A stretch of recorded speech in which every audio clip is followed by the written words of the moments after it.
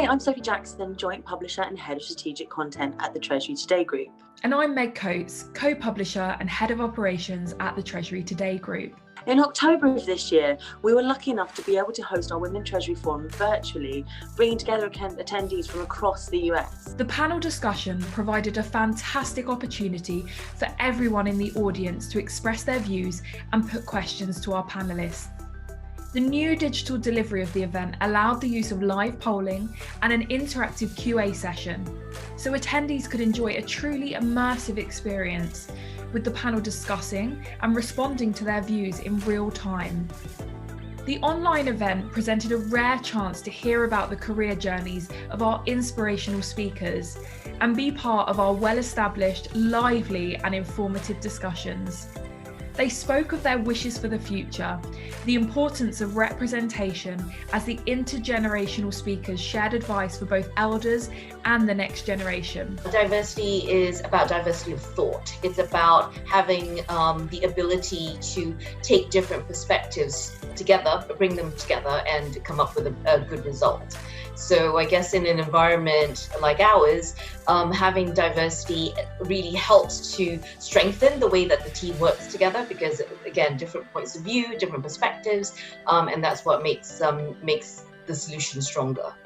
It's a sense of belonging, right? And it's different viewpoints from different types of individuals in the workforce. It also means like progress, seeing women in leadership roles a lot more often. I think that's what a diverse culture really means to me. And making sure that no one is left out of the conversation. And I think just having different individuals from different backgrounds, that's going to drive inclusiveness, so no one is left out of the conversation. Diversity is about being open to any person or ideology. It is about taking time to recognize our own biases, embrace differences, and making a very conscious effort to intentionally include so that we do not unintentionally exclude. Realizing that 5 very different fingers put together gives us the power of a fist. It's important for companies to have a diversity and inclusion agenda, not just for the employees themselves where the benefits are obvious, but also for the company. There's been a huge amount of academic research showing that diverse decision-making leads to better decisions. It also leads to more robust risk management frameworks, and it leads to much greater innovation. The benefits for all involved are obvious and plain to see. So initiatives like these Treasury Today events are really important because they really bring to light what we need to focus on. I mean, we live in a world today where it's overcrowded with information, and people don't know, where necessarily priorities might lie. And I feel like things like this really help to focus people on the efforts and bring people together so that they rally around something.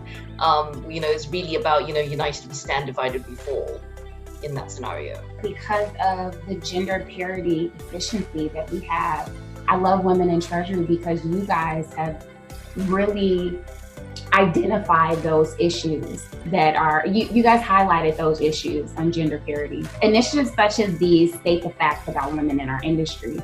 I think it's great that Women in Treasury have provided a platform to discuss our needs, requirements, and our concerns. Unfortunately, women are still paid less than men for the same roles, and it's important to track that progress in gender equality. I think we need more resources like Women in Treasury to identify those gender parity deficiencies in business leadership and managerial roles. According to a study by McKinsey & Company, there are 66 women to every 100 men in business leadership roles. So that just shows that we've made tremendous progress, don't get me wrong, but there's still so much more room for growth. We have come a long way from the early 2000s in seeing an increase of women representation in Treasury and many more women in senior positions. And I'd like to attribute it to initiatives such as yours that bring awareness of these industry concerns to decision makers. Providing opportunities to benchmark and form friendships with women in similar positions is an added bonus. The advice I'd offer up to women starting their careers today can be summed up in one phrase: take risks Put yourselves out there, open your mind to new opportunities and seek out new opportunities. Your career will grow in a way that you could never possibly imagine. When I see people who are really passionate and authentically passionate about what they do, that always forces me to rethink about what I believe in and what I'm committed and to want to do. So people who are passionate and authentically so is really what keeps me going. My personal experiences and my younger family members inspire me truly, just because just looking back on how far we've come and how far I've come. And just knowing, so my nieces and nephews, they're probably in college now, so they're a little bit younger than me. But I feel like I've learned so much and I really enjoy passing my knowledge on to them so they can be a lot better than me.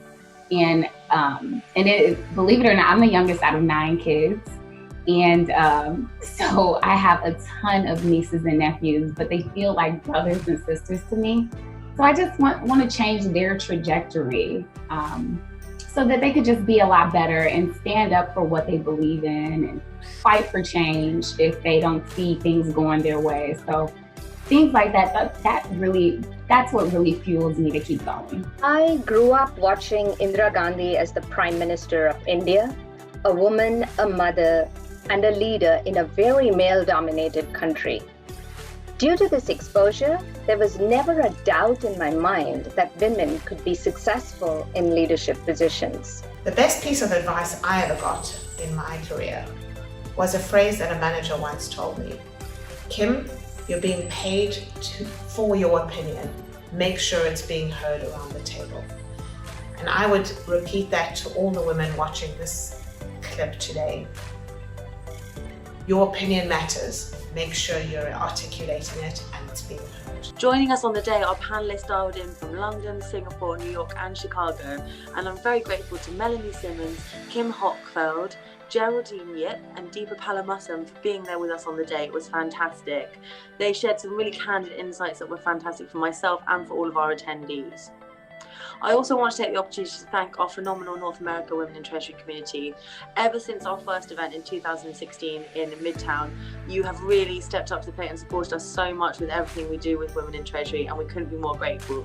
Yes, and thank you to our sponsors, State Street Global Advisors and HSBC, and our supporters, Wells Fargo, ICD and BNP Paribas.